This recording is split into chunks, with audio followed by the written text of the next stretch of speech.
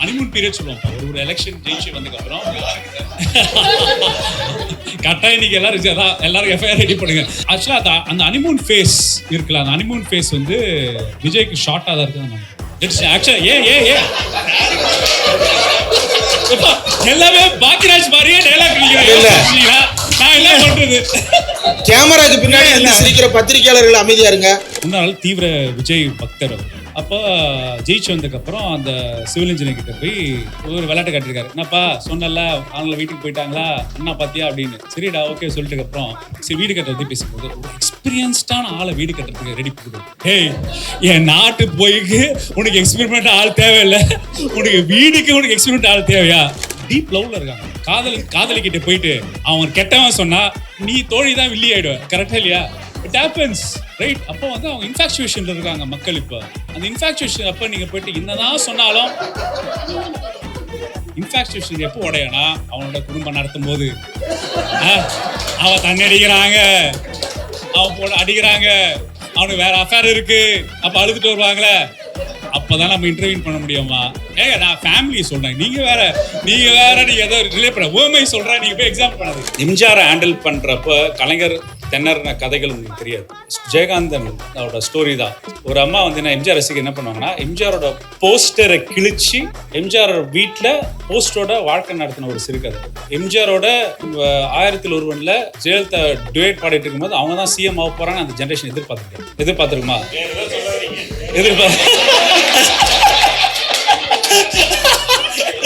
அப்ப அந்த செக்மெண்ட் எதிர்பார்த்து நான் சொல்றேன் யூஸ்வலா பாட்டானா எனக்கு நம்மளோட யங்ஸ்டர்ஸ் மேல நம்மள யூத் மேல எனக்கு முழு நம்பிக்கை இருக்குன்னா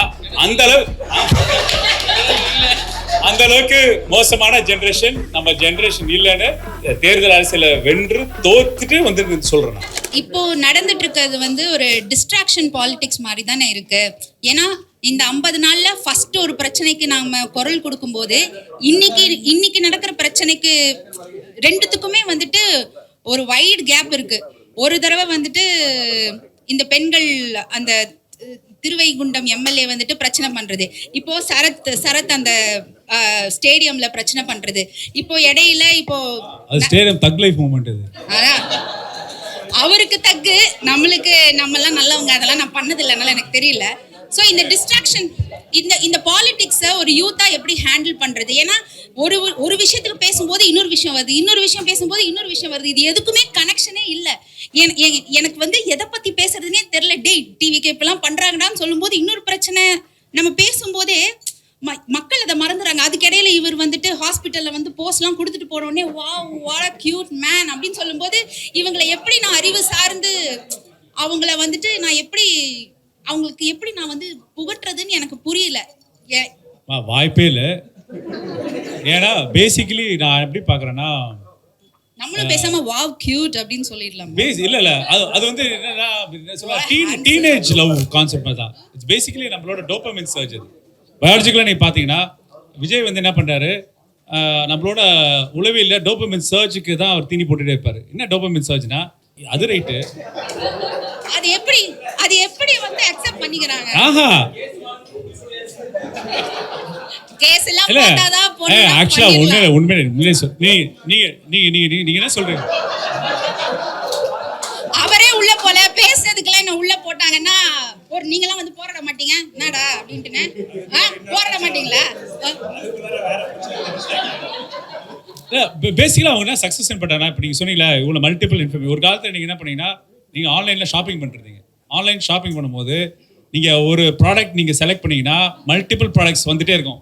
இங்கிருந்து நீங்க முன்னெல்லாம் துணி கடைக்கு 10 கடை ஏறி இறங்குவோம், ஷாப்பிங் மாலுக்கு ஏறி இறங்குவோம், பொறுமையா 1 hour 2 hours ஒரு கடையில் டைம் ஸ்பெண்ட் பண்ணுவோம், செலக்ட் பண்ணி வைப்போம், கடைசியா வந்து ஒரு பீஸை வந்து பிக் பண்ணுவோம். இப்போ அப்படி இல்லையே, உங்களுக்கு மொபைல் ஃபோன்ல உங்களுக்கு multiple information, lots of information available இருக்கு. சூசிங் பிஹேவியர் அட் ஃபிங்கர் டிப்ஸ்க்கு வந்துருது. இங்க கிளிக் அங்க கிளிக், இங்க கிளிக் அங்க கிளிக், செலக்ஷன், அப்புறம் டிலீட், போஸ்ட். இப்போ அதே சிச்சுவேஷன் தான் பொலிட்டிக்கல் சினாரியோக்கு அடாப்ட் பண்ணி வைக்கிறாங்க. ஸோ நீங்கள் ஒரு சிச்சுவேஷனில் நீங்கள் வந்து கான்சன்ட்ரேட் பண்ணி அதுக்கு நீங்கள் செயல்பாட்டு ஆடி அதில் இருக்கிற குறைநிறைகளை கொஸ்டின் பண்ணுறதுக்குள்ள தேல் ஜம்ப் டு ஒன். இது வந்து இப்போ இருக்கிற இந்த ஃபாஸ்ட் மூவிங் இன்ஃபோ லோடட் என்வாயர்மெண்ட்டில் வந்து இது இன்னோவேட்டபிள். அப்போ இன்னோவேட்டபிள்னா எந்த இப்போ நீங்கள் வந்து இந்த சிஸ்டத்தில் நீங்கள் வந்து விலைக்கெல்லாம் நீங்கள் பார்க்க முடியாது. பீங் ப்ராக்டிக்கல் நம்ம என்ன சொல்லணும்னா, எப்படி நீங்கள் வந்து ஒரு ரேஷ்னல் பிரெயின் வந்து ஒரு நல்ல துணியை செலக்ட் பண்ணுறதுக்கு அவ்வளோ அனாலிசிஸ் போதோ, அதே மாதிரி உங்கள் லீடரை செலக்ட் பண்ணும்போது ஒரு அனாலிசிஸ் ரன் பண்ணுங்க. இவங்க தான் உங்க லீடர் அப்படின்னு நான் திணிக்க சொல்ல. No, don't do it. நீங்கள் திணிச்சா ரிப்பிள் தான் ஆவீங்க. திணிக்காதீங்க தயவுசெய்து. கொஞ்சம் சிந்திங்க, கொஞ்சம் அனலிட்டிக்கல் பிரெயினை யூஸ் பண்ணுங்க. ஏப்பா சைக்கிள் ஒருத்தர் சொல்லிட்டு இருந்தார், எனக்கு வந்து ஒரு சிவில் இன்ஜினியர் ஃப்ரெண்ட் சொல்லிட்டு இருந்தார். அவர் டிராவிடியன் ஸ்டாக்கு, முன்னாள் தீவிர விஜய் பக்தர் அவர். அப்போ ஜெயிச்சு வந்ததுக்கப்புறம் அந்த சிவில் இன்ஜினியர் கிட்ட போய் ஒரு விளையாட்டு காட்டிருக்காரு. என்னப்பா சொன்னல அவங்கள வீட்டுக்கு போயிட்டாங்களா, அண்ணா பார்த்தியா அப்படின்னு. சரிடா ஓகே சொல்லிட்டுக்கப்புறம் சரி வீடு கட்டுற பற்றி பேசிக்கும்போது, ஒரு எக்ஸ்பீரியன்ஸ்டான ஆளை வீடு கட்டுறதுக்கு ரெடி கொடு. ஏய், என் நாட்டு போய்க்கு உனக்கு எக்ஸ்பெரிமெண்ட் ஆள் தேவையில்லை, உனக்கு வீடுக்கு உனக்கு எக்ஸ்பெரிமெண்ட் ஆள் தேவையா? It's a narrative, it's a short simple span. So அப்பா நீங்கள் என்ன பண்ணுங்க, உங்களோட அனாலிசிஸ், உங்களுக்கு சரௌண்டிங் பீப்புளை டீப் லவ்ல இருக்காங்க. காதலிக்கிட்ட போயிட்டு அவன் கெட்டவன் சொன்னா நீ தோழி தான் வில்லி ஆயிடுவ. கரெக்டா இல்லையா? It happens, right? அப்போ வந்து அவங்க இன்ஃபாக்சுவேஷன்ல இருக்காங்க மக்கள். இப்போ அந்த இன்ஃபாக்சுவேஷன் அப்போ நீங்க போயிட்டு என்னதான் சொன்னாலும் எப்படி வாய்ப்பே இல்லை. அதான் நான் சொல்லி முடிச்சிடறேன். அப்போ என்னன்னா இன்ஃபாக்சுவேஷன் எப்போ உடையனா, அவனோட குடும்பம் நடத்தும் போது அவன் தண்ணி அடிக்கிறாங்க, அவன் அடிக்கிறாங்க, அவனுக்கு வேற அஃபேர் இருக்கு, அப்ப அழுதுட்டு வருவாங்களே, அப்பதான் நம்ம இன்டர்வியூ பண்ண முடியுமா? ஏங்க நான் ஃபேமிலியை சொல்றேன், நீங்க வேற நீங்க ஏதோ ரிலே பண்ண ஓமை சொல்றேன், நீங்க போய் எக்ஸாம் பண்ணாது. ஸோ அந்த இன்ஃபாக்சுவேஷன், ஸோ மக்கள் இன்ஃபாக்சுவேஷன் இருக்குப்போ you have to give it to time. நீங்க வந்து உங்க அவசரத்துக்கு உங்க ஸ்பீடுக்கெல்லாம் வந்து பீப்புளோட தாட் ப்ராசஸ் தான் நீங்க கண்ட்ரோல் பண்ண நினைக்க விட்டாதீங்க. யாரு நீயே இருக்க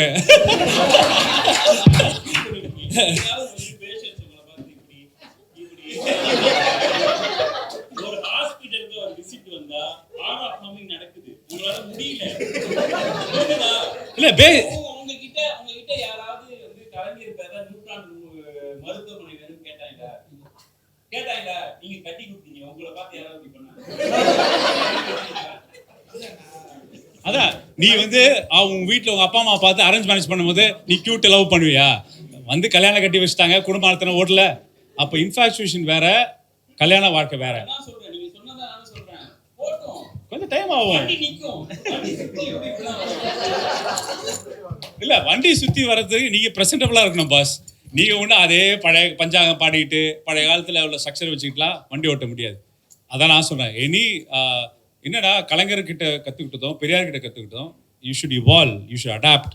அந்த இவால்வ்ல அடாப்ட் பண்ணுறது வந்து பாசிட்டிவ் திங்ஸும் இருக்குது, நெகட்டிவ் திங்ஸ் இருக்குது. பட் ஆனால் நம்ம எக்ஸிஸ்டிங் ஸ்ட்ரக்சரை வந்து என்னப்பா எப்போ பார்த்தாலும் இவங்களேப்பா அப்படின்னு ஒரு சலிப்புத்தன்மை இருக்குல்ல, புதுசாக ஏதாவது ட்ரை பண்ணுவோம், ஒரு எக்ஸ்பெரிமெண்ட் ட்ரை பண்ணுறோன்னு கான்செப்டாக மக்கள் வாக்களிச்சாங்க. Respect the decision. அப்போ கோர்ஸ் கரெக்ஷனுக்கான டைம். என்ன கோர்ஸ் கரெக்ஷன் டைம்னா, பொட்டென்ஷியலாக ரீவேம் பண்ணி உங்களுக்கு விஜய் நீங்கள் ஓவர்டேக் பண்ணோன்னா, விஜய் என்ன பேசினாரு, டிஎம்கே பேசின அதே பிளகரிசம் சாஃப்ட்வேர் தான் ரன் பண்ணாரு. இருமொழி கொள்கை எஸ், சமூக நீதி எஸ், மத சார்பின எஸ், அதே எஸ் போட்டுக்கிட்டு டெலிட்டட் வெர்ஷனை கொடுக்குறாரா இல்லையா? அப்போ இங்கே என்ன ரேஸ்னா, தம்பி உன்னோட நாங்கள் மிலிட்டண்டா, நாங்கள் பெரியாரிசம், உன்னோட மிலிட்டண்டா நாங்கள் மத சார்பின்மை, உன்னோட மிலிட்டண்டா நாங்கள் மொழி எதிர்ப்பு, உன்னோட மிலிட்டண்டா நாங்கள் இருக்கோம். உன் கவர்னன்ஸோட என் கவர்னன்ஸ் வந்து யாத் ஸ்டிக் இருக்குல்ல, 5 வருஷம் நாங்கள் எப்போ இந்த 5 வருஷம் ஒரு யாத் ஸ்டிக் வச்சுப்பாரு. விஜய் கலைஞர் நூற்றாண்டு மருத்துவமனைக்கு வாசல்ல ஸ்டெப் வைக்கும் போதும், இல்லை நேற்று சமூக நீதி விடுதிகளை வைக்கும் போதும், அந்த சமூக நீதி விடுதியை கட்டினது யாரு, கலைஞர் சென்டர் ஹாஸ்பிட்டல் கட்டினது யாருன்னு என்ற எஜுகேஷன் நம்ம கொடுத்துட்டே இருக்கணும். எனக்கு பேசிக்கலா எனக்கு வந்து நம்ம எம்ஜிஆரை ஹேண்டில் பண்றப்ப கலைஞர் திணறின கதைகள் உங்களுக்கு தெரியாது, ரைட்டா? எம்ஜிஆர் ஜெயகாந்தன் அவரோட ஸ்டோரி தான். ஒரு அம்மா வந்து என்ன எம்ஜிஆர் ரசிகர் என்ன பண்ணுவாங்கன்னா, எம்ஜிஆரோட போஸ்டரை கிழிச்சு எம்ஜிஆர் வீட்டில் போஸ்டரோட வாழ்க்கை நடத்தின ஒரு சிறுகதை. சொல்றேன். அதே மாதிரி நீங்க என்ன பார்த்தீங்கன்னா, விஜய் இவர் எம்ஜிஆர் வந்து கத்தி சண்டை போட்டார்னா 3 தடவை கத்தி கீழே வந்துச்சுன்னா இங்கேருந்து கத்தி தூக்கி போடுவாங்க. ரைட் சரியா? அப்போ ஒரு காலத்தில் எம்ஜிஆரோட 1000 ஒருவன்ல ஜெயலலிதா டுவேட் பாடிட்டு இருக்கும்போது அவங்க தான் சிஎம் ஆக போறான்னு அந்த ஜென்ரேஷன் எதிர்பார்த்துருக்குமா?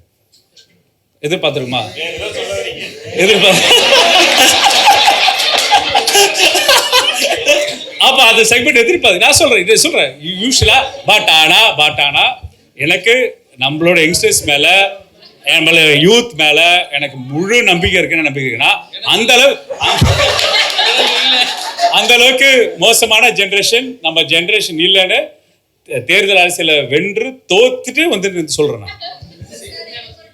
இப்போ வந்து நீங்கள் சொன்னீங்க இந்த ஒரு சேஞ்ச் நடந்திருக்கு, ரெஸ்பெக்ட் தி டிசிஷன், ஒரு கோர்ஸ் கரெக்ஷன் வரும், நம்ம அது வரைக்கும் காத்துட்டு இருப்போம் அப்படின்ட்டு சொல்கிறீங்க. ஆனால் அதுக்குள்ளே வந்து இன்னும் இதோடைய வேர் வந்து முட்டாள்தனத்துடைய வேர் எவ்வளோ தூரம் போகுன்ற பயம் நிறைய இருக்குது சார். இப்போ ஸ்கூலில் வந்த ஒரு 50 நாள் வந்த சிஎம்ஐ வந்து ஃபேன்சி ட்ரெஸ் காம்படிஷன் போட்டு நிற்க வச்சு பேச வைக்கிறாங்கன்றது வந்து இதோட தாக்கம் ஜாஸ்தியாக இருக்கும். இதுக்கு வந்து சம்மதம் கொடுத்தது அந்த வீட்டில் பேரண்ட்ஸு, டீச்சர்ஸ், அந்த குழந்தை பேசினவொன்னே அங்கே கை தட்டின குழந்தைங்க. இதோடைய ஒரு ஸ்கூலில் ஆரம்பிக்கிறது பல ஸ்கூலுக்கு போகும். இதில் இந்த சோஷியல் மீடியா மார்க்கெட்டிங் அவங்களுக்கு நிறைய இருக்குது. இது டிஎம்கே வந்து எப்படி இதை வந்து ஹேண்டில் பண்ண போகிறீங்க, இதை பண்ண போகிறோம்? நம்ம சோஷியல் மீடியா மார்க்கெட்டிங் அவங்களுக்கு ஈக்குவலாக ஸ்ட்ராங்காக இருக்கா, இல்லை இது எங்கே மிஸ் ஆகுதா? இது எப்படி சார் கிளாரிஃபை பண்ணுவீங்க? பேசிக்கலா டிஎம்கேவோட ரெஸ்பான்சிபிலிட்டி நீங்க பாத்தீங்கன்னா ஒரு பொலிட்டிக்கல் பார்ட்டி, அந்த பார்ட்டியோட ரெஸ்பான்சிபிலிட்டி ஓவருமா. நான் தமிழ்நாடு பெர்ஸ்பெக்டிவ்ல, தமிழ்நாடு சொசைட்டியோட பெர்ஸ்பெக்டிவ்ல நான் பார்க்கும்போது எந்த வகையான இந்த மாதிரி இந்த ஃபால்ஸ் நெரேட்டிவ்ஸ் வந்து செட் பண்ணியோ ட்ரூ நெரேட்டிவ்ஸுக்கு அகேன்ஸ்டாக ஃபால்ஸ் நெரேட்டிவ் செட் பண்ணி வளர்ந்த ஒரு பிம்பம் இருக்குல்ல, ரியாலிட்டிக்கும் பிம்பத்துக்கும் உள்ள டிஃப்ரென்ஸு எனக்கு ஹோப் இருக்குது. என்னென்னா உண்மையை ஒரு காலத்தில் நம்ம வந்து மறைக்கவே முடியாது, பொய்யை வந்து ரொம்ப நாள் நிலச்சி சஸ்டெயின் பண்ணவும் முடியாது. எனக்கு பசிக்கு சாப்பாடு போட்டிங்கன்னா பசி அதோட அடங்கி போயிடும். அப்புறம் ரியாலிட்டி நான் ஃபேஸ் பண்ணி தான் ஆகும். அந்த ரியாலிட்டி ஃபேஸிங்க்கு நம்ம வந்து வெயிட் பண்ணோன்றேன். நீங்கள் வந்து என்ன சொல்கிறீங்கன்னா நமக்கு அவ்வளோ அடியோட வழி சொல்லலாம், இல்லைனா இந்த கோர்ஸ் கரெக்ஷன் பாருங்கள், இந்த ஒருங்கிணைப்பை பாருங்களேன், இந்த response to us is very rapid. எங்கள் கவர்மெண்ட்லாம் ஃபார்ம் பண்ணதுக்கப்புறம் தமிழ்நாடு மக்கள் 300 நாட்கள் இருக்குல்ல, 1 இயர் வெயிட் பண்ணுவாங்க. புது கவர்மெண்ட் வந்திருக்கு, 1 இயர் பண்ணுவாங்க, வெயிட் பண்ணுவாங்க. ஒரு கவர்மெண்ட்டுக்கும் எலக்ட்ரலாக ஃப்ளிப் ஆகும்போது நல்லா 1 இயர் வெயிட் பண்ணுவாங்க. ஆனால் இந்த ஆட்சியில் தான் 1 இயர்லாம் வெயிட் பண்ண மாட்டேங்கிறீங்க. இல்லை மக்களை சொல்கிறேன், மக்களுக்கு அண்டர்ஸ்டாண்டிங்கோ ரியலைசேஷன் ஹனிமூன் பீரியட் சொல்லுவோம்ப்பா. ஒரு எலெக்ஷன் ஜெயிச்சு வந்ததுக்கப்புறம் கட்டாயம் நீங்கள் எல்லாரும் எஃப்ஐஆர் ரெடி பண்ணுங்க. இது ஆக்சுவலாக அந்த ஹனிமூன் ஃபேஸ் இருக்குல்ல, அந்த ஹனிமூன் ஃபேஸ் வந்து விஜய்க்கு ஷார்ட்டாக தான் இருக்குதுன்னு நினைக்கிறேன். எல்லாமே பாக்கியராஜ் மாதிரியே டயலாக் நான் என்ன பண்றது? கேமராக்கு பின்னாடி இருந்து சிரிக்கிற பத்திரிகையாளர்கள் அமைதியா இருங்க. அடுத்தடுத்த கொஸ்டினுக்கு போயிடலாம். யாருமே என் பேர் வர இப்போ அதே திருச்சி கிழக்குல வந்து ஏடிஎம்கே சார்பா குளோனிங் பண்ணி எம்ஜிஆரையும், டிஎம்கே சார்பா குளோனிங் பண்ணி அறிஞர் அண்ணாவையும் நிறுத்துறோன்னு வச்சுக்கோங்களேன். இப்போ தாவேக சார்பா திருச்சா நிற்கிறாங்க அப்படின்னா இந்த அறிவார்ந்த பிள்ளைகள் யாருக்கு ஓட்டு போடுவாங்கன்னு நீங்க நினைக்கிறீங்க? ஹைப்போதெட்டிக்கல் கொஸ்டின்ஸ் எல்லாம் ஹைப்போதெட்டிக்கல் கொஸ்டின்ஸ். என்னை பத்திரிக்கும் நீங்கள் வந்து தமிழ் சொசைட்டியை வந்து ஒரு எலெக்ஷன் வச்சு நீங்கள் வந்து ரைட் ஆஃப் பண்ணாதீங்கன்னு தான். இல்லை இன்னொன்று நம்ம வந்து 75 வருஷ திராவிடத்தையே காலி பண்ணிட்டாங்களா சார்? இல்லை நம்ம வந்து கருத்துக்களை டிஸ்கஸ் பண்ணுறது பண்ணலாம், பாலிசியை டிஸ்கஸ் பண்ணலாம். இல்லை நான் திராவிடம் டிஸ்கஸ் பண்ணும்போது விஜயா வந்து சர்வாக்கரை வச்சோ இல்லை மோடி வச்சோ இல்லை காவி வச்சோலாம் வந்து எலெக்ஷனில் ஜெயிக்கல, ரைட்டா? ஒன்று திராவிடம் தமிழ் தேசம் கண்டு வாயளவில் பேசிட்டு பெரியார் கொள்கை தலைவர், அண்ணல் அம்பேத்கர் கொள்கை தலைவர் வச்சு நான் கருப்பு சட்டை போட்டு தான் அவரால் ப்ரெசென்ட் பண்ண முடியுதுன்ற நான். ஸோ அங்கே வந்து திராவிடம் தோத்துது, 25 திராவிடம் அடிச்சதுலாம் இல்லை, நீ திராவிடத்தை கோஆப்ட் பண்ணாதான் நீ தமிழ்நாட்டை அரசியல் பண்ண முடியும்னு என்ன மெசேஜ் சொல்லியிருக்காங்க. நம்ம கொஸ்டின்ஸை வந்து பாலிசியா அல்லது ஹிஸ்டாரிக்கலா அல்லது வந்து ஐடியாஸாக டிஸ்கஸ் பண்ணுறது வந்து நம்ம இன்னும் நிறைய கேள்விகள் அதில் கேட்கலாம். உதாரணத்துக்கு முதல் கேள்வி, பெரியார் வந்து கடவுள் மறுப்பின் மூலமாக இந்துக்களை மட்டும் எதிர்த்தாரா, இந்து மதத்தை ஒழிக்க நினைத்தாரா? அது ரொம்ப ஆரோக்கியமான கேள்வி. அந்த கேள்வியில் வந்து நடந்த உரையாடல் வந்து ரொம்ப ரொம்ப முக்கியமானது. நாளைக்கு நீ என்ன செய்ய போற அப்படின்ற அந்த அர்ஜ் இருக்குல்ல, அதுவே வந்து இந்த சோஷியல் மீடியால இருந்து இந்த டூம் ஸ்க்ராலிங்ல இருந்து நம்மளுக்கு கிடைத்த ஒரு சைக்காலஜிக்கல் எஃபெக்ட் தான். அது ரொம்ப சில்லிங்கா இருக்கு. அது வந்து ரொம்ப சிக்கலுக்குரியதா இருக்கு. ஒவ்வொரு தேர்தல் முடியும் போதும் வெற்றியோ தோல்வியோ தோழருக்கும் சூர்யா தோழருக்கும் நல்லா தெரியும். அவங்க இன்னும் டீப்பா அதை பத்தி சொல்லலாம். ஒரு பொதுக்குழு நடக்கும், செயற்குழு கூட்டம் நடக்கும். அதற்கப்புறம் தான் வந்து கலைஞர் வந்து வாட் நெக்ஸ்ட் அப்படின்றத வந்து முன்வைப்பார். பேராசிரியர் பேசுவார், கலைஞர் முன்வைப்பார். அப்படி ஒரு அஜெண்டா வந்து அடுத்து நகரும். நம்ம என்ன பார்த்துட்டோம் அப்படின்னா, இந்த எலெக்ஷன் முடிஞ்ச உடனே நம்ம என்ன செஞ்சோம் அப்படின்னா, நாளைக்கு நீ என்ன செய்ய போற அப்படின்ற ஒரு அர்ஜை வந்து திமுகவை நோக்கி கேட்டுக்கிட்டே இருக்கோம். ஏன் கேட்குறோம்? நாளைக்கு நீ ஆட்சி அமைக்கிறதுக்கு என்ன செய்ய போறன்ற கேள்வி அங்கே வந்திருக்கணும். அந்த கேள்வி அங்கே கரெக்டாக புஷ் ஆயிருந்தது அப்படின்னா அவங்க வந்து அதிமுகவை அணுகினார்கள். நயினார் நாகேந்திரன் சொன்னது போல பாஜகவை அணுகினார்கள். அந்த அணுகியதன் விளைவாக இப்போது சி விஜயபாஸ்கர், எம்ஆர் விஜயபாஸ்கர், அம்பாசமுத்திரம், தாராபுரம், மதுராந்தகம் உள்ளிட்ட எம்எல்ஏக்கள் எல்லாம் ராஜினாமா பண்ணிட்டு போய் சேர்றாங்க அப்படின்னா அந்த பக்கம் போயிருக்கணும். நம்ம என்ன பண்ணிட்டோம்னா, how you are going to beat team அப்படின்னு சொல்லிட்டு டிஎம்கேவை நோக்கி திரும்ப திரும்ப திரும்ப திரும்ப ஒரு இதை கேட்குறோம். இதை வந்து கலைஞர் வந்து 2011 தேர்தல் தோல்விக்கு பிறகு நடந்த பொதுக்குழுல பேசுறாரு. இது அப்போ என்ன ஆகுது அப்படின்னா, காங்கிரஸோட இருந்த கூட்டணி, அந்த கூட்டணி தான் எல்லாத்துக்கும் காரணம் அப்படின்றது அன்னைக்கு இருந்து திமுகவில் இருந்த சிலருக்கு மட்டும் இல்லை, மொத்த தமிழ்நாட்டினுடைய ஒரு மைண்ட் செட்டே அப்படிதான் இருந்தது. கலைஞரை நோக்கி கேட்கும்போது கலைஞர் வந்து ரொம்ப கூலா பதில் சொல்றாரு. இந்த கூட்டணி நாளை இருக்குமா இருக்காதா, உடைப்பீர்களா, தனியாக நிற்க போகிறீர்களான்ற கேள்வி வரும்போது கலைஞர் ரொம்ப தெளிவா என்ன சொன்னார் அப்படின்னா, இந்த கேள்வியை கேட்பவர்கள் நம்முடைய கூட்டணி நிலைத்திருக்க வேண்டும் என்றோ அல்லது இதைவிட சிறந்த கூட்டணி அமைய வேண்டும் என்ற நோக்கத்திற்காகவோ கேட்கவில்லை. அவர்களுக்கு காங்கிரஸை எப்படியாவது கலட்டி விட்டு திமுகவை தனிமைப்படுத்த வேண்டும் என்பதுதான் நோக்கம் அப்படின்றத அப்பயே சொல்லியிருக்கிறாரு. அதே பொதுக்குழு செயற்குழு கூட்டத்தில் 2011 கோவையில் பேராசிரியர் வந்து சொல்றாரு, பேராசிரியர் அன்பழகனார் வந்து சொல்றாரு, நாம இந்த கூட்டணியை இப்போதே உடைப்பதா அல்லது பிறகு பார்ப்பதா என்பதையெல்லாம் பொறுமையாக யோசிக்கணும். ஏன்னா கலைஞரே சொன்னது போல இந்த நோக்கத்தோடு தான் கேட்கப்படுகிறது. அந்த நோக்கத்தோடு கேட்கப்படுகின்ற கேள்வி எங்கிருந்து வருது அப்படின்னா, தமிழ்நாட்டிற்கு கலைஞரை போன்ற ஒரு தலைவர் இந்த தலைமுறையில் மட்டுமல்ல எந்த தலைமுறையிலும் கிடைத்ததே இல்லை. அவரை அழித்து விட்டால் இந்த இனத்தின் முன்னேற்றத்தை தடுத்து விடலாம், ஆரியத்தை வளர்த்து விடலாம் என்று நினைக்கிறார்கள் அப்படின்றத பேராசிரியர் வந்து அங்க பேசுறாரு. அப்போ நம்ம நாளைக்கு நீ என்ன செய்ய போற அப்படின்ற கொஸ்டினை டிஎம்கே நோக்கி கேட்கும்போது என்ன ஆகும் அப்படின்னா, பார்ட்டியுமே என்ன திங்க் பண்ணும்னா, மொத்த சமூகம் வந்து நாளைக்கு நீ என்ன செய்ய போறோம்னு மட்டும்தான் கேட்குதே தவிர அடுத்து என்ன இப்போ ஐடியாலஜிக்கலாக நம்ம என்ன பொசிஷன் பண்ணிக்க போறோம், ஏற்கனவே இருந்த பொசிஷன்ஸை நம்ம அடுத்து எப்படி ரீஜெனரேட் பண்ண போறோம் அப்படின்ற கேள்வியை நோக்கி நம்ம பொதுமக்கள் யோசிக்க ஆரம்பிக்கும் போது தான் கட்சிகளும் அப்படி யோசிக்கும். அந்த மனநிலையிலிருந்து நம்மளை விலக வச்சிருக்கிறாங்க. இந்த 60 நாட்கள்ல ஒன்றிய அரசாங்கத்திற்கு எதிரான எத்தனை விஷயங்கள் தமிழ்நாட்டு ஊடகங்கள்ல பேசுபொருளாக மாற்றப்பட்டன, டீலிமிட்டேஷன் பற்றி எத்தனை நாட்கள் விவாதிக்கப்பட்டது, ஒன்றிய அரசாங்கத்தினுடைய சிபிஎஸ்இ பள்ளிக்கூடங்கள்ல மும்மொழி கொள்கை கட்டாயம்னு தமிழ்நாட்டில் திணிக்கிறதுக்கு எதிராக எத்தனை நாட்கள் விவாதம் நடத்தப்பட்டது, குதிரை பேரம் தொடர்பாக தீவிரமாக எத்தனை நாட்கள் விவாதம் நடத்தப்பட்டது, இதுல யார் யாரெல்லாம் கருத்து சொல்லியிருக்கிறாங்க. இந்த ஃபோக்கஸ் எதுவுமே இல்லை. மாறாக என்ன ஆகுது அப்படின்னா, அவன் வந்து ஒரு மீடியா மேனேஜ்மெண்ட் எப்படி பண்றாங்க அப்படின்னா, பல்வேறு பிரச்சனைகள் போய்கிட்டே இருக்கும்போது அந்த பிரச்சனைகளுக்கு நடுவில் இவர் வேற ஒரு இடத்துல போய் விசிட் பண்றேன் அப்படின்ற பேர்ல முதல்வன் பட பாணியில் லோ ஆங்கிள் ஷாட் வச்சுட்டு ராஜாஜி மண்டபத்தில் திடுத்திடுன்னு இறங்கி வருவார். நீ ராஜாஜி மண்டபத்தில் திடுத்திடுன்னு இறங்கி வர்றதுனால தமிழ்நாட்டுக்கு ஒன்றிய அரசாங்கத்திலிருந்து பணம் வந்து தர தர தரன்னு இறங்கி வரப்போதா? ஒன்றிய அரசாங்கத்திட்ட இது வரைக்கும் நிதி கேட்டு எத்தனை போராட்டம் நடத்திருக்கிறார் இந்த 60 நாள்ல. ஆனா ஆட்சிக்கு வர்றதுக்கு முன்னாடி எதிர்கட்சியா இருக்கும் போதே திமுக தலைவர் ஸ்டாலின் அன்றைக்கு எடப்பாடி பழனிசாமி ஆட்சியில தமிழ்நாடு முழுக்க போராட்டத்தை அறிவிச்சாரு. பல்கலைக்கழகங்கள்ல வந்து மும்மொழி கொள்கையா இருக்கட்டும், தேசிய கல்விக் கொள்கையா இருக்கட்டும், இதெல்லாம் பல்கலைக்கழகங்களையும் கல்லூரிகளையும் திணிக்க பாக்குறாங்க, நிதியை கொடுக்க மாட்டாங்க, புயல் நிவாரண நிதியை கொடுக்க மாட்டாங்கன்னு எல்லா போராட்டத்தையும் யார் நடத்தினான்னா அன்றைக்கு இருந்த திமுக தலைவர் எதிர்கட்சி தலைவர் ஸ்டாலின் நடத்தினாரு. ஆனா இன்னைக்கு இவர்கள் வந்ததற்கு பிறகு ஆட்சி பொறுப்புக்கு வர்றதுக்கு முன்னாடி எதுவும் பேசல, வந்ததற்கு பிறகு எதுவும் பேசல. நம்ம என்ன கேட்கிறோம்னா, இவ்வளவு நாள் திமுக கொள்கை பேசல, இப்ப என்ன பேச போற? புதுசா ஒருத்தன் வந்திருக்கிறான்ல, அவனை எப்படி நம்ம அக்கௌண்டபிளா மாத்த போறோம்? The ruling party is accountable to the people. Navodaya பள்ளிக்கூடங்கள் பிரச்சனை இருக்கு. இந்த நவோதயா பள்ளிக்கூடங்களுக்காக திமுக காரன் தீக்குளிச்சு செத்துருக்கிறான். ஏன் தீக்குளிச்சு செத்தான்? மும்மொழி கொள்கையை திணிக்க வருது. எதை வச்சு திணிக்க வருது? கான்ஸ்டியூஷன்ல பார்ட் 17 வச்சு திணிக்க வருது. அப்ப அந்த பார்ட் 17 நகலை எரிப்போன்னு கலைஞர் போராட்டம் நடத்துறாரு. அதற்கு பிறகு அந்த நகல் எரிப்பு போராட்டத்தை நடத்துவதற்கான துணிச்சல் இந்தியாவில் வேற எந்த தலைவருக்கு வந்ததே கிடையாது. இப்பவும் திமுக கலை இலக்கிய பகுத்தறிவாணியில பொள்ளாச்சி மா உமாபதினு ஒருத்தர் இருக்கிறார்.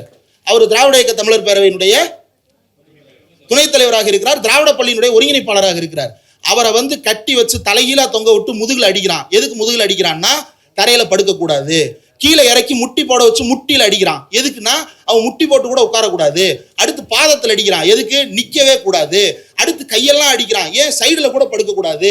அடுத்து கூனி குறுகி உட்காரக்கூட கூடாதுன்னு புட்டத்தில் அடிக்கிறான். இப்படி அடின்னு அடித்து சித்திரவதை பண்ணி பல பேரை அன்றைக்கு சிறையில் அடைக்கிறார். யாரு? மாண்புமிகு முன்னாள் முதலமைச்சர் எம்ஜி ராமச்சந்திரன் அரசு. இதுல ஹைலைட் என்னன்னா, நம்ம திமுகவினுடைய போராட்டத்திற்கு கடுமையான காவல்துறை எதிர்ப்பெல்லாம் இருந்தாலும் கூட சட்டமன்றத்தில் எம்ஜிஆர் அதற்கு பிறகு என்ன முடிவு எடுக்கிறாருன்னா, நவோதயா பள்ளிகள் வேண்டாம். இத்தனைக்கும் காங்கிரஸோட கூட்டணி, ராஜீவ்காந்தியோட கூட்டணி, வேணான்னு முடிவு எடுக்கிறாரு. இந்த வேண்டான்ற முடிவை எடுக்க வைக்கிறதுக்கு திமுக காரன் தீக்குளிச்சு சாக வேண்டியதா இருந்தது. ஏன்பா மும்மொழி கொள்கை மட்டும்தானா? மும்மொழி கொள்கையை விட்டுட்டு நவோதயாவை ஏத்துக்கலாமா? எதுக்கு? ஏழைகள் படிக்கணும். கவர்மெண்ட் ஸ்கூல்ல யார் படிக்கிறா? அதுக்கு காசை கொடு. இதை இந்த கவர்மெண்ட்ல இருக்கிற எவனாவது ஒருத்தம் பேசியிருக்கானா? பள்ளி கல்வித்துறை, உயர்கல்வித்துறை என்ன போற போக்கில் எதெல்லாம் நார்மலைஸ் பண்றாரு? வைஸ் சான்சலர், நான் வைஸ் சான்சலரை செலக்ட் கம் சர்ச் கமிட்டியில யூஜிசி நாமினியை போடுறாரு. ஸ்டேட் யூனிவர்சிட்டிக்கு ஏகே ராஜன் கமிட்டியை பத்தி தோழர் சொன்னாரு. ஏகே ராஜன் கமிட்டியை எல்லாரும் படிங்க, ரொம்ப கஷ்டமா இருந்தாலும் கூட தயவு செய்து படிங்க. பல்கலைக்கழகத்தை உருவாக்குவதற்கே தகுதி இல்லாதது ஒன்றிய அரசு. மாநில அரசாங்கம் தான் பல்கலைக்கழகத்தை உருவாக்க, நிர்வகிக்க, இழுத்து மூட முடியும். உருவாக்க, நிர்வகிக்க, இழுத்து மூட முடியாத அதிகாரம் இல்லாத ஒன்றிய அரசாங்கம் எப்படி பல்கலைக்கழகத்துக்கு சட்டம் வகுக்கலான்னு கேட்டாரு. திமுக மட்டும்தான் இதை பேசு, தமிழ்நாட்டில் வேற யாரும் இதை பேசல. இன்னைக்கு இருக்கிற அரசுடைய நிலைப்பாடு என்ன? 10% ஆக்கு, அது ஓகே. 10% ஆக்கும்போது அதிகமானவர்கள் உள்ள போவாங்க. ஆனா இப்படிப்பட்ட ஒரு சீரழிவை கண்ணுக்கு முன்னாடி அக்செப்ட் பண்றதுக்கு எதிராக திமுக போராட்டம் நடந்துச்சு வள்ளூர் கோட்டத்தில். ஒரு நாள் முழுக்க உண்ணாவிரதம். அன்னைக்கு அமைச்சராக இருந்த உதயநிதி ஸ்டாலின் அவர்கள் பேசின பேச்சு இப்போ யூடியூப்ல இருக்கு. அவர் பேசின வார்த்தைகள் அவ்வளவு முக்கியமானது. இன்னைக்கு எதை பேசுறாங்க இவங்க? எதையும் பேசல, எல்லாம் நார்மலைஸ்டு. இதெல்லாம் நம்ம கேள்வி கேட்கணும். நம்மளும் என்ன ஆயிடுறோம் அப்படின்னா, இவங்களுடைய சோசியல் மீடியா பிரஷருக்கு ஈல்ட் ஆயிடுறோம். அவங்களுடைய சோசியல் மீடியாவினுடைய இந்த போக்கிரித்தனங்களுக்கு பதிலடி கொடுக்கணுமான கொடுக்கணும். எல்லாருமே அதை மட்டும் கொடுக்க தேவையில்லை. புத்தகம் வாசிக்கிறவங்க அறிவுபூர்வமான உரையாடலை முன்னெடுங்க. உங்களுக்குன்னு ஒரு கம்யூனிட்டியை பில்டு பண்ணுங்க. இப்போ அருள்ஜோதி பாபா அந்த கம்யூனிட்டியை பில்டு பண்ணியிருக்கிறாரு. இது மாதிரி தமிழ்நாடு முழுக்க இப்போ ரவுத்ரா தலைமையில் ஒரு கம்யூனிட்டி பில்டு பண்ணியிருக்கிறாங்க. அங்கே இருக்கிற ரேவதி தோழர் தலைமையில் ஒரு கம்யூனிட்டி. இப்படி இங்கே இருக்கிற தோழர்கள் பேரில் ஒவ்வொரு பேர்களில் ஊருக்கு 50 பேர் 60 பேர் கூட தேவையில்லை, 20 பேர் 30 பேர் போதும். இதெல்லாம் சாதாரணமாக பின்புலத்திலிருந்து வந்த இவர்கள் செய்து கொண்டிருக்கிறார்கள். எந்த விதமான பொருளாதார வசதியும் இல்லாதவர்கள் எல்லாம் படிச்சுட்டு இருக்கிறாங்க. பூரா பேரும் படிச்சுட்டு இருக்கும்போது இவ்வளோ வேலைகள் பார்க்குறாங்க. அப்போ இதை எப்படி பில்ட் பண்ணலாம்? தமிழ்நாட்டில் எப்பயுமே சிறுபான்மை தான். எது? கொள்கை, கோட்பாடு, இதெல்லாம் சிறுபான்மை தான். ஆனால் இந்த சிறுபான்மை தான் தமிழ்நாட்டை ஆட்டி வைத்தது. லகான அந்த சிறுபான்மை கையில் வைத்திருந்தது, திராவிட இயக்கம் கையில் வைத்திருந்தது. இன்றைக்கு அந்த லகான ஒருத்தன் பிடிக்கிட்டு உட்காந்துருக்கிறான். 60 நாள் ஆச்சு. இன்னைக்கு பத்திரிகையாளர் ஒருத்தரை கைது பண்ணி விடிய சிறையில் வச்சு விசாரிச்சிருக்கிறான். கேள்வி கேட்க வேண்டிய ஒரு பத்திரிகையாளர் தாவேக்கா எப்படி ஆட்சி அமைத்ததுன்னு ஃபயர் விட்டு இருக்கிறாரு. திமுக டீலிமிட்டேஷன்ல சாஃப்ட் கார்னர் எடுத்துருச்சான். என்ன சொன்னாங்க? மாநில அரசுக்கு பாதகமான எதையும் ஏற்க மாட்டோம்னாங்க. அதான திமுக ஸ்டாண்டு. ஒன்று ஆல் பார்ட்டி மீட்டிங்ல சொல்லுவாங்க, இல்லைன்னா நாடாளுமன்ற கூட்டுக்குழு கூட்டத்தில் சொல்லுவாங்க. ரெண்டுலையும் சொல்லாத போது நீ எப்படி சாஃப்ட்ன்னு சொல்ற? டிஎம்கே சாஃப்டன்ஸ் ஸ்டாண்டுன்னு எப்படி சொல்ற? அவரு தான் பேக். இப்படி தொடர்ந்து தமிழ்நாட்டினுடைய மூலமான பிரச்சனைகளை நாங்கள் ஒரு டாக்குமெண்ட்ரி ஸ்கிரீன் பண்ண முடியல. ஒரு முக்கியமான இயக்கத்துக்கு பொதுக்குழு கூட்டம் நடத்துறதுக்கு சென்னையில் தனியார் அரங்கம் கிடைக்க மாட்டேங்குது. நான் பேர் சொல்ல விரும்பல, இது நிலைமை. இன்னைக்கு ஒரு பீஃப் கடை போட்டவனை போய் அடிச்சு மிரட்டுறான், அவனை போலீஸ் தப்பிக்க விடுறான்.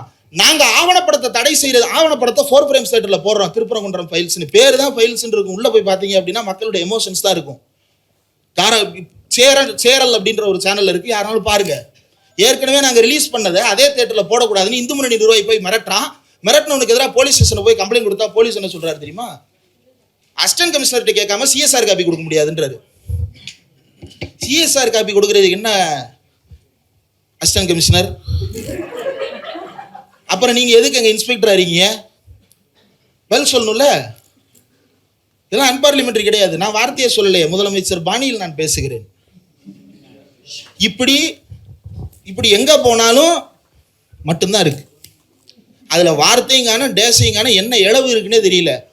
இதை நம்ம நோண்டி ஆராய்ச்சி பண்ற நேரத்தில் திமுகவும் இப்போ அவர் திமுகவினுடைய பார்ட்டி ரீஆர்கனைசிங் கமிட்டியில் வந்து தோழர் வந்து மெம்பராக இருக்கிறாரு. டெய்லி உட்காந்து மீட்டிங் நடக்குது, பார்ட்டியில் என்ன பண்ணுறாங்க அப்படின்றத அவங்க வந்து ஒரு உயர்நிலை குழு கூடி முடிவெடுத்துக்கிட்டு இருக்கிறாங்க.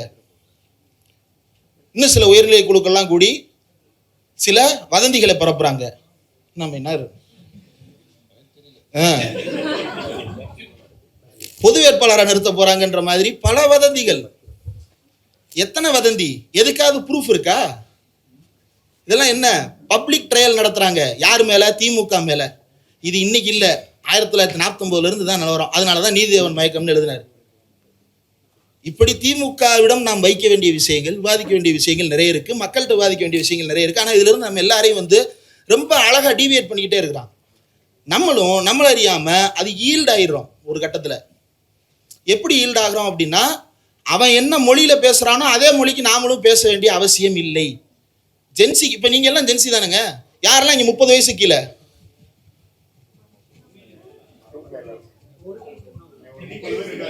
யாரெல்லாம் 35க்கு கீழே? 35 கீழே 30 கீழே இருக்கிறவங்கள தான் வருவீங்க. இங்க இருக்கிற அத்தனை பேரும் கேமராக்கு பின்னாடி இருக்கிறவங்க உட்பட 2 கேமராமேன் தவிர மற்ற எல்லாருமே 35 வயசு கீழே இருக்கிறவங்க, 90s கிட்ஸ், ஜென்சி கிட்ஸ். இந்த அறிவான உரையாடலை தான் நம்ம பேசுறோம். பெரியாரின் கடவுள் மறுப்பு என்ன சொல்ல வருகிறதுன்னு பேசுறோம். நீட் தேர்வை எதிர்ப்பதனுடைய மகத்துவம் என்னன்னு பேசுறோம். தமிழ்நாட்டின் விழுமியங்களும் திமுகவின் விழுமியங்களும் எப்படி ஒன்றாக இருக்கிறது அப்படின்றத பேசுறோம்.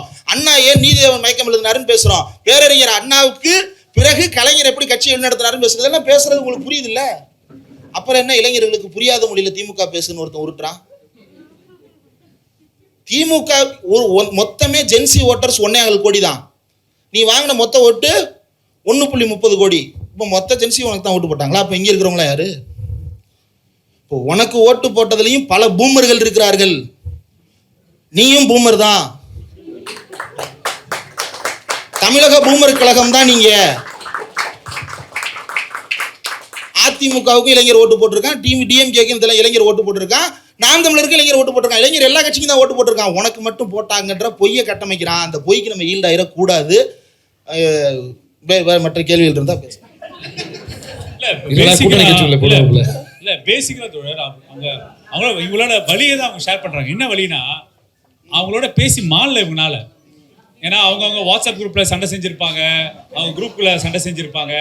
என்னடா நம்மள இவ்வளவு தூரம் தள்ளுறானுங்களே, எங்கதான் வென்டிலேட் பண்றது? அதோட குமரல் தான், அதோட ரிஃப்ளெக்ஷன். என்னடா நம்ம டிஸ்கஷனே வேற லெவல். இந்த எங்க சங்கியோட சண்டை செய்யும் போது ஒரு ஐடியாலஜிக்கல் ஃபைட்டா இருந்தது, நாம் தமிழோட சண்டை செய்யும் போது அதுவும் ஒரு ஐடியாலஜிக்கல் சண்டையா இருந்தது. எந்த வகையான ஐடியாலஜி இல்லாம ஒரு குரூப் நம்ம விஷயமும் தெரிய மாட்டேங்குது, கண்டென்ட் கொடுத்தாலும் அண்டர்ஸ்டாண்ட் பண்ண மாட்டேங்கிறான். அப்படி இருக்கும்போது எல்லாரும் இப்படி இருக்காங்களேடான்னு ஒரு ஷாக்ல, அந்த ஷாக்கோட வெளிப்பாடை கொட்டுறாங்க. நான் எப்படி பாக்குறேன்னா, கிளாஸ் ரூம்ல அமைதியா வேடிக்கை பார்த்துட்டு இருந்தவங்க அவங்க என்ன நினைக்கிறாங்கன்னா, ஒரு அண்டர்டாக நாங்க சிஎம் ஆக்கிட்டோம். ஒரு அண்டர்டாக் நீங்க வேற.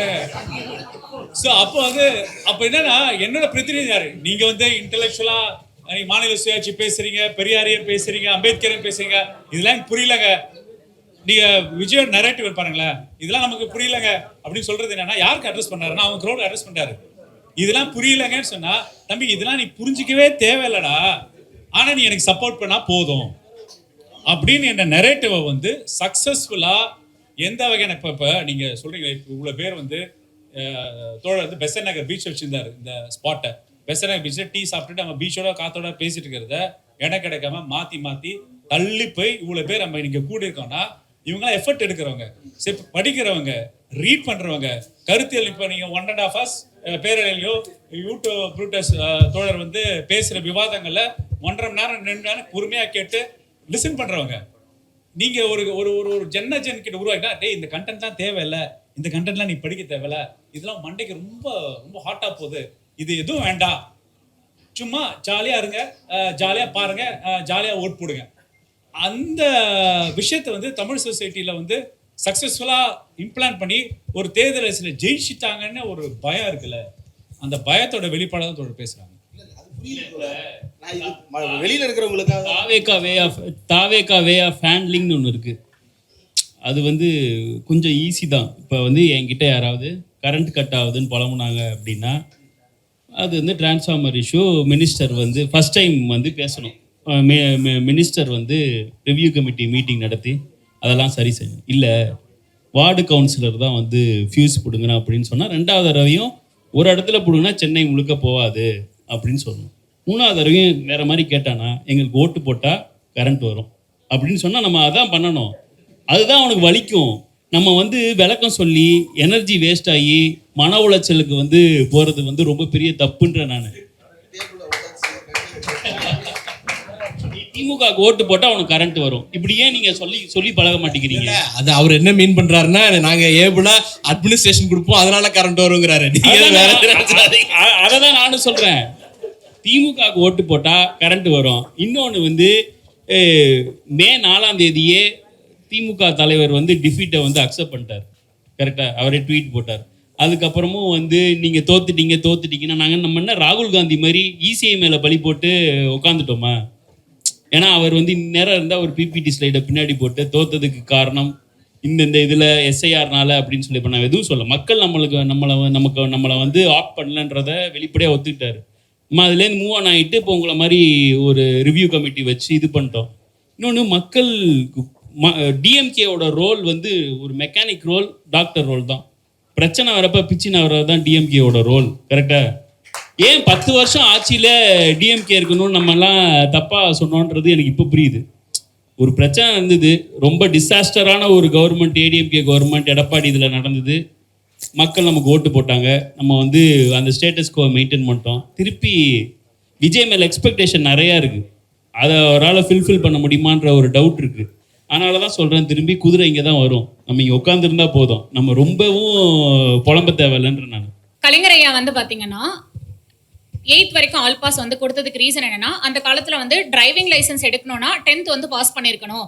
அட்லீஸ்ட் ஒரு 8ஆம் வகுப்பு வரைக்குமாவது நம்ம ஆல் பாஸ் போட்டுட்டோம்னா இவ்வளோ தூரம் வந்துட்டோமே, இன்னும் 2 வருஷம் தானே அப்படின்னு சொல்லி 10th படிச்சிருவாங்க.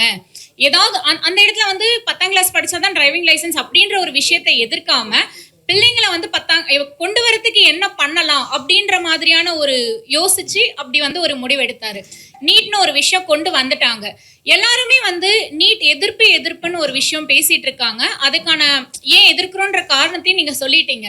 நம்ம ஏன் நீட்டை எதிர்க்காம நீட்ல இருக்கக்கூடிய முறைகேடுகள், அதாவது அவங்க ஒரு நார்ம்ஸ் எல்லாம் போட்டிருக்காங்கல்ல, அந்த நார்ம்ஸை சரி செஞ்சு ஏன்னா எய்ம்ஸ்ல அவங்க என்ட்ரன்ஸ் எக்ஸாம் வைக்கிறாங்க. நீட்டுக்கு முன்னாடியே எய்ம்ஸ்ல என்ட்ரன்ஸ் எக்ஸாம் இருக்கு, ஜிப்மர்ல என்ட்ரன்ஸ் எக்ஸாம் இருக்கு. ஈவன் எத்தனையோ வருஷமா நம்ம பசங்க வந்து கேட் மேட் இது எல்லாமே கிராக் பண்ணி ஜஸ்ட் ஒரு எம்பிஏ படிக்கணும்னா கூட டான்செட்டை வந்து கிராக் பண்ணி தான் போறாங்க. ஏன் நீட்டை நம்ம மாணவர்களால கிராக் பண்ண முடியாதான்? ரூரல்ல இருக்கிற மாணவர்களுக்கு நீட்டை கிராக் பண்ற அளவுக்கு அவங்கள குவாலிஃபைடா நம்மளால உருவாக்க முடியாதா? நம்ம ஏன் நீட்டை எதிர்க்கணும்? நீட்ல இருக்கக்கூடிய முறைகேடுகளை தவிர்த்து நம்ம மாணவர்களை நம்ம தரமாக்கிட்டா நம்ம எதுக்கு அவங்கள வந்து கேள்வி கேட்கணும்? ஏன் நம்மளால முடியாதா? நான் ஒரு பாக்ஸிங் ரிங் செட் பண்றேமா. அந்த பாக்ஸிங் ரிங்ல வந்து இந்த பாக்ஸிங் ரிங் தான் உன்னோட மேட்ச்னு சொல்லி இந்த பாக்ஸிங் உருவாக்குனாங்க. ஸோ அந்த பாக்ஸிங்ல நம்ம பசங்களை வந்து ட்ரெயின் பண்ணி அடி பாக்ஸிங் ட்ரெயின் பண்ணிடுறோம். ஸோ அப்போ வந்து பிஃபோர் நீட் வந்து 200 மார்க்குக்கு நீ மெடிக்கல் காலேஜில் சேரணும்னா, கவர்மெண்ட் இன்ஸ்டியூஷன் சேரணும்னா, இப்போ நான் வந்து எனக்கு ஹைப்ரிட் சிஸ்டம் இருந்தது. 300 மார்க்ஸு, 100 மார்க்ஸ் வந்து என்ட்ரன்ஸு, 200 மார்க்ஸ் வந்து ஃபிசிக்ஸ், கெமிஸ்ட்ரி, பயாலஜி. எங்கள் அப்பா வந்து எக்கனாமிக்ஸ் ப்ரொஃபஸர் மெட்ராஸ் யூனிவர்சிட்டியில், எங்கள் அம்மா வந்து எக்கனாமிக்ஸ் ப்ரொஃபஸர் எத்ராஜ் காலேஜில். எனக்கு வந்து சிட்டியில் வளர்ந்த பையன். அந்த 100 மார்க்குக்கான என்ட்ரன்ஸ் எக்ஸாம் வந்து சிட்டியில் வந்து best of the best coaching சென்டரில் 100 மார்க்கில் நான் பார்ட்டிசிபேட் பண்ணி என்னோட 12th மார்க்கில் வந்து 200க்கு அந்த 12th கட் ஆஃப்ல 200க்கு நான் 194. ஆனால் என்னோட என்ட்ரன்ஸ் ஸ்கோர் வந்து 100க்கு 98. அப்போ நான் என்னோட கவுண்டர் பார்ட்ஸ், இதே மெலியூரில் இருக்க கவுண்டர் பார்ட், ஒரு தின விவசாய கூலியாக இருக்கிற ஒரு அப்பா அம்மா ஒரு லேண்டில் வேலை செஞ்சுட்டு இருக்காங்க, இல்லை அயன் தேய்க்கிற ஒரு அம்மா, இல்லைனா ஒரு கவர்மெண்ட் பியூனாக இருக்கிற ஒரு பையன் இல்லை பொண்ணு. அந்த பொண்ணுக்கு என்ன பண்ணிட்டாங்கன்னா, நீயும் இதே 200 + 100 ஹைப்ரிட் சிஸ்டம் போடும் போது அந்த ஃபைன் டியூனிங் இருக்குல்ல, ஏன்னா இது கட் ஆஃப், அந்த ஃபைன் டியூனிங்கில் 1 மார்க்கில் உங்கள் சீட்டு போயிடும், அந்த மைக்ரோ டியூனிங் 1 நாள் சீட்டு போயிடும். அதே மீறி நான் வந்து சில பேர் சண்டை செஞ்சு உள்ளே வந்தனால தான் என்ட்ரன்ஸை வந்து அபாலிஷ் பண்ணி 12th நீயும் ஸ்டேட் போர்டு, அவனும் ஸ்டேட் போர்டு, நீயும் 200க்கு 199 வாங்குறதுக்கு உனக்கு ஸ்பேஸ் இருந்தால் அவனை படித்து 200க்கு 197 வாங்குறதுக்கான லெவல் பிளேயிங் பிளாட்ஃபார்மை கிரியேட் பண்ணதுக்கப்புறம் 200க்கு 199 FC 200க்கு கட் ஆஃப், 200க்கு 198 பிசி கட் ஆஃப், 200க்கு 197 எம்பிசி கட் ஆஃப், 200க்கு 196 எஸ்சி கட் ஆஃப்.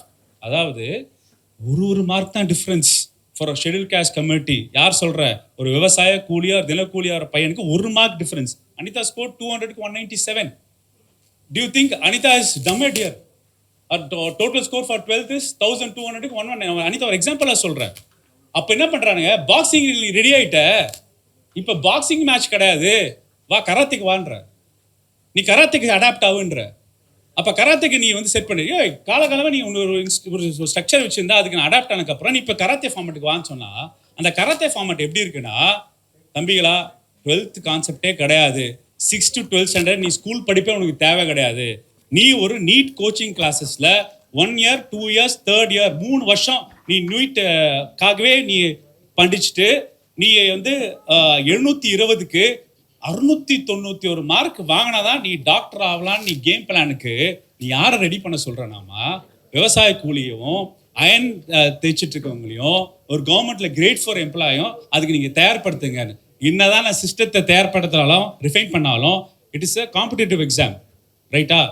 நான் என்ன பண்றேன்னா, என்னோட ஸ்டேட் மெடிக்கல் காலேஜ் ஸ்டேட்டோட டாக்ஸ் பேஸ் மணியில பண்ணுது, என்னோட பப்ளிக் ஹெல்த் சிஸ்டத்துக்கு நான் ஆள் எடுக்கிறேன். எய்ம்ஸை முடிச்சவன் 57% வந்து அமெரிக்கா சிஸ்டத்துலையும் யூஎஸ் ஹெல்த் சிஸ்டத்துலையும் இருக்கிறா. ஆனால் தமிழ்நாடு ஹெல்த் சிஸ்டத்தில் மெடிக்கல் காலேஜ் படித்தவங்க, என்ட்ரன்ஸ் இல்லாத படித்தவங்க தமிழ்நாட்டில் கவர்மெண்ட் சிஸ்டத்துக்கு சேவை செய்கிறான். அப்போ மண்ணின் மைந்தர்கள் தான் சாமானியர்களுக்கு போய் ட்ரீட்மெண்ட் பண்ணுறதுக்கான அவனுக்கு விகர் இருக்குது.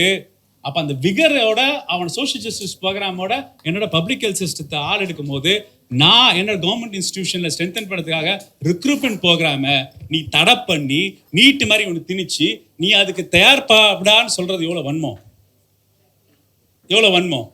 அப்போ நான் சொல்கிறேன், லூசு மண்டையனுங்களா, நீ உத்தரப்பிரதேசத்தில் ஹெல்த் ஸ்ட்ரக்சர் ரிஃபார்ம் பண்ணனா, பீகாரில் ஹெல்த் சிஸ்டத்தை ரிஃபார்ம் பண்ணனா, ஜார்க்கண்டில் ஹெல்த் சிஸ்டம் ரிஃபார்ம் பண்ணனா, தமிழ்நாடு கொடுத்த social justice model entrance abolish model adapt பண்ணுறதை விட்டுட்டு நீ all India institute of medical சயின்ஸ்லையும் ஜிப்பலே பண்ணுற மாடலை வந்து எங்கள் மேலே வந்து திணிக்கிறியே. நீ முதல் உண்மையாகவே இந்த கவர்மெண்ட்டுக்காக வேலை செய்யறியா? நான் ஆன்டி நேஷனல்டா, நீ தான் ஆன்டி நேஷனல் சொல்கிறேன். இல்லை, 2029 நமக்கு ஒரு இணக்கமான ஆட்சி வந்து நம்மளால நீட்டை வந்து 29 சாரி அப்போ நமக்கு ஒரு இணக்கமான ஆட்சி வந்து நம்மளால நீட்டை வந்து எடுக்க முடியும் அப்படிங்கிற ஒரு நிலை இருந்தால் அப்பவும் இந்த இஷ்யூ ரெலவெண்ட்டாக இருக்குமா? ஏன்னா இப்போ நிறைய சிபிஎஸ்சி ஸ்கூல் கொண்டு வந்துட்டாங்க. நிறைய கிட்டத்தட்ட ஒரு 40 விழுக்காடு தமிழ்நாட்டில் 40 விழுக்காடு மாணவர்கள் சிபிஎஸ்சியில் ஐசிஎஸ்சியில் படிக்கிறாங்கன்னு வச்சுக்கலாமே. ஸோ அப்போ வந்து இந்த நீட் இஷ்யூ வந்து ரெலவெண்ட்டாக இருக்குமா? தமிழ்நாட்டில் கிட்டத்தட்ட 8700 சப் சென்டர் இருக்கிற வரைக்கும், 2400 primary health centre government run பண்ண வரைக்கும், 244 கம்யூனிட்டி சென்டர் ரன் பண்ண வரைக்கும், 36 medical college, 19 department government institution நடக்கிற வரைக்கும் நீட் ரெலவெண்டா இருக்கும். Anti NEET relevant public health system இழுக்க முடியலாம் அப்படின்னா நான் சொல்ல புரியுது, நீங்க சொல்ல கொஸ்டின் புரிஞ்சுக்கிட்டேன். நான் ரிலவென்ஸ்க்காக பேசுறேன். இவ்வளோ ஸ்ட்ராங் பப்ளிக் ஹெல்த் சிஸ்டத்தை ஏன் நம்ம வந்து போஸ்ட் பண்றோம்னா, வாஸ் இன்ஸ்ட்ருமெண்டேஷன் பில்டிங் ஸ்ட்ரக்சர் கிடையாது, கரெக்டா இல்லையா?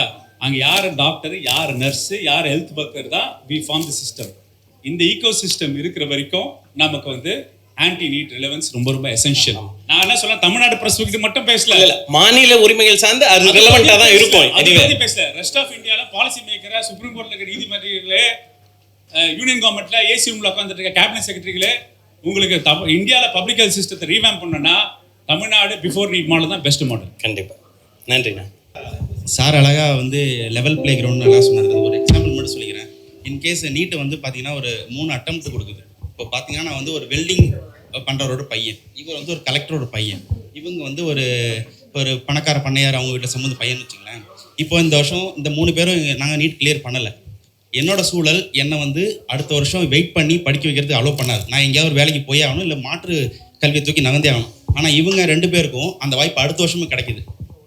அடுத்த வருஷம் வரும்போது என்ன ஆகுதுன்னா, என்ன மாதிரி இன்னொரு வெல்டரோட பையனுக்கு கூட இவங்களும் சேர்ந்து காம்படிட் பண்ணுற மாதிரி இருக்கும். அப்போது அவங்களுக்கு அவங்க ஹெவியாக ஃபைட் பண்ணுற மாதிரி இருக்கும். இந்த சூழல் நீட்டில் இருக்குது. ஸோ அதுக்கு தான் சேர்த்து எதிர்க்கிறோன்னு. ஓகே, நீ இதே மாடல் அப்புறம் அசம்பிளியில் விஜய் நான் ஃபாலோ பண்ணுவாரு. ரொம்ப சீரியஸான டிஸ்கஷன் போது நல்ல பாட்டு கீட்டில் நீ வைக்கிறீங்க. பயங்கர சீரியஸாக போச்சு டிஸ்கஷன். ஐ திங்க் இப்போ எல்லாம் பயங்கர இன்ட்ராக்டிவாக இருப்பீங்கன்னு நினைக்கிறேன். சேர்ந்து பாடுறீங்களா? Okay, this I want this to be a single. ஒரு லிரிக் சொல்கிறேன் சின்னதா, அது என்ன பாட்டுன்னு கண்டுபிடிக்கிறீங்களா? ஓகே. காதலே நீ கல்லெறிந்தால், கண்டுபிடிச்சிட்டீங்களே. ஓகே, சேர்ந்து பாடலாமா? என் காதலே என் காதலே என்னை என்ன செய்ய போகிறாய்,